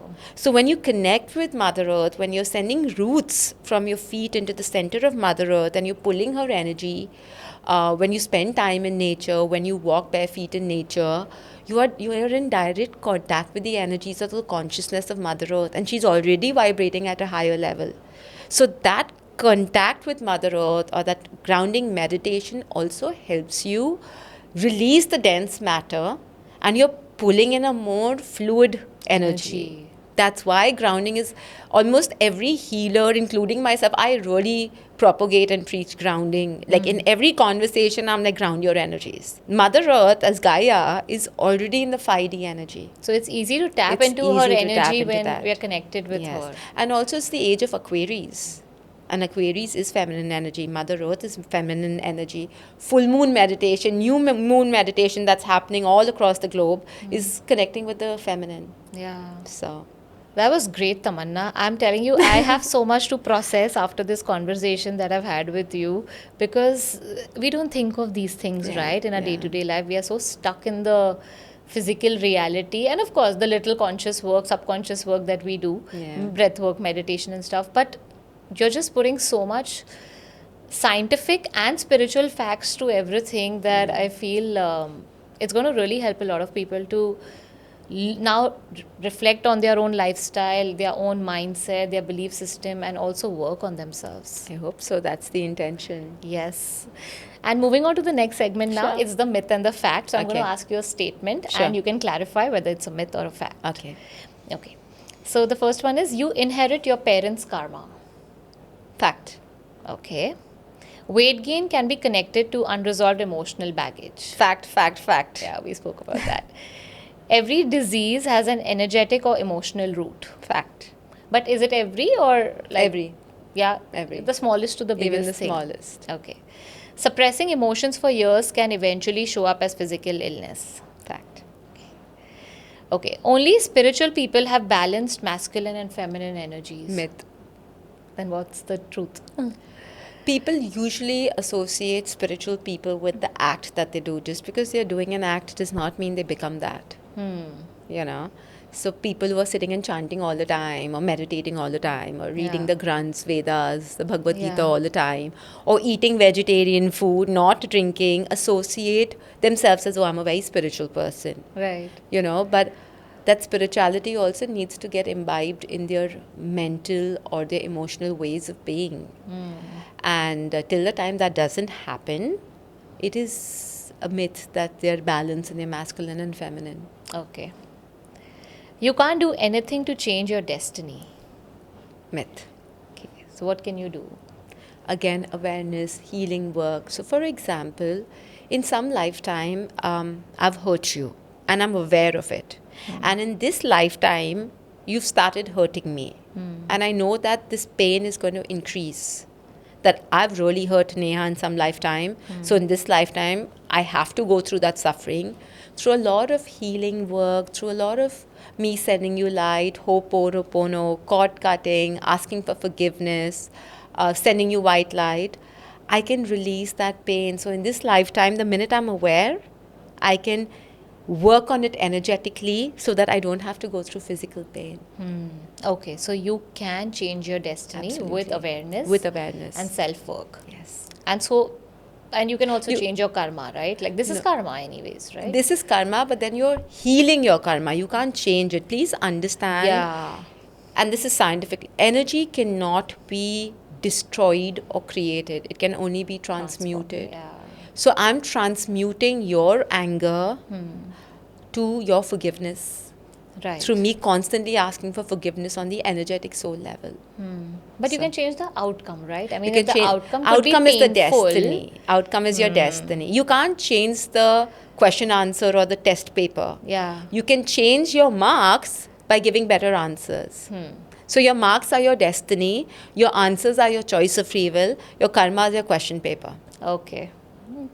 You can clear your karmic debts through service, forgiveness, and compassion. Partly fact, partly myth. Because you could be doing seva and still coming home and abusing your family members, it's of no use. You could be forgiving people, but also hurting more people, Yeah. you know. So this is partly myth and it's a 50-50. Okay. Depends what you're doing in your current situation. Correct. Karma is only about actions, not thoughts or intentions. Myth. We spoke about We that. spoke about yes. it. Certain soul lessons come with specific health conditions. Fact. Emotional eating can be linked to childhood wounds or karmic patterns. Fact. Okay. Perfect. So we're done with myth and fact. And okay, so moving on to the next segment, which is the rapid fire. And these are just simple questions which you can answer as rapidly as Yeah. you can. What's the first thing you do every morning? Recite the Gayatri Mantra. Okay. One ritual you never skip. Listening to the Hanuman Chalisa after reciting the Gayatri Mantra. Okay. One guilty pleasure you secretly love. Nothing. There's no guilt. And there's no secret, I think. No. Yeah. But anything that you love, like French indulgence. fries. French fries. Yeah. Okay. Morning person or night owl? Morning. The best piece of spiritual advice you've ever received. You cannot heal in the same place that made you sick. One place in the world where your soul feels at home. Bali. Really? Yeah. Where in Bali? What about Ubud. that? Ubud. So a lot of people don't know, but Bali is the energy vortex where all the other energy vortexes come and meet. So Okay. underneath the earth grid of Bali, the magnetic field of Bali, is where all the 7 chakras vortexes meet. Oh. Yeah. And that's why so many spiritual retreats and all Yes. happen in Bali now. Yes. I love Bali too. I've been Yeah. there twice and I just love Ubud. Yeah. I love it for all the healthy things that it has over there. All right. What's something people misunderstand about you? That I don't get angry or I don't have emotions or I'm constantly reading people. I can read minds. I'm not a mind reader. I read Akashik records, and just because I'm out in the open, that does not mean I can read your mind. I Yeah. need there's a certain way I do it. Yeah. And I am also, people associate spiritual work with, you know, empathy and compassion. I'm super empathetic, I'm super compassionate, but I've also in the course of my professional career learned to set boundaries because आप लोगों को नाखून दोगे ना वो पूरा हाथ पकड़ लेंगे, and it's unfortunate, but just because I'm doing a work which is spiritual does not mean I cannot set professional boundaries. Yeah, like they rightly say, compassion without boundaries is self-destruction. Yeah, but not many people can understand that. Yeah. So One thing you do when you're feeling energetically off. music, I connect a lot with music. What kind of music do you listen to? Just there are certain mantras I listen to, a lot of Sanatan Kaur, a lot of Shantala that I listen to, Baba Hanuman by Krishna Das. Yeah. There's also a lot of high vibrational frequency music on 999, 852 hertz that resonates like. Or physically, if I have to do something, I'll just go in for a sound bowl healing because I resonate with sound Yeah. a lot. So, Favorite mantra or affirmation? all my life comes to me with ease and grace. Finish the sentence. Healing is Feeling. that healing feeling. Feeling, yeah. That was amazing. Thank you Thanks. so much, Tamanna. Thank you, Neha, I'm for having really me. so grateful that you were here and you did this because it was all in my personal interest. Frankly, I'm this glad. conversation is I'm something glad. that I wanted to have with you in And we- terms of understanding this life and Yeah. everything beyond physicality and beyond what we see and hear and all of that, because healing is that deep. Sure. It is, and it's also your intent. I remember that conversation we had over coffee, and you were like, I would love to do this. And I was like, okay, let's make it happen. yeah. So, and I even proposed, I'm like, we can do it online. And you're like, no, when you're in Bombay next, we'll Yeah. do it. So Yeah. here I am. Yeah, because I wanted to really be in your energy Yeah. and understand so much from you, which I did, and you. really grateful. Thank you for having me. Thank you, Tamanna. It Thank was a you. pleasure. Thank you. Thank you so much for watching this episode and staying with us right till the end. And I'm sure you've taken back a lot of insights just the way I did from Dr. Tamanna Chandok, especially about the spiritual and energetic connections that we have to our health issues and possibly everything that we face in our physical reality. And if you've liked this episode, don't forget to subscribe to our channel to be notified for all the other amazing podcasts that we plan to bring for you, and also share it with your friends and family. Do subscribe to Neha Ranglani Shorts and Neha Ranglani Clips, where we put up bite-sized videos. See you in the next podcast.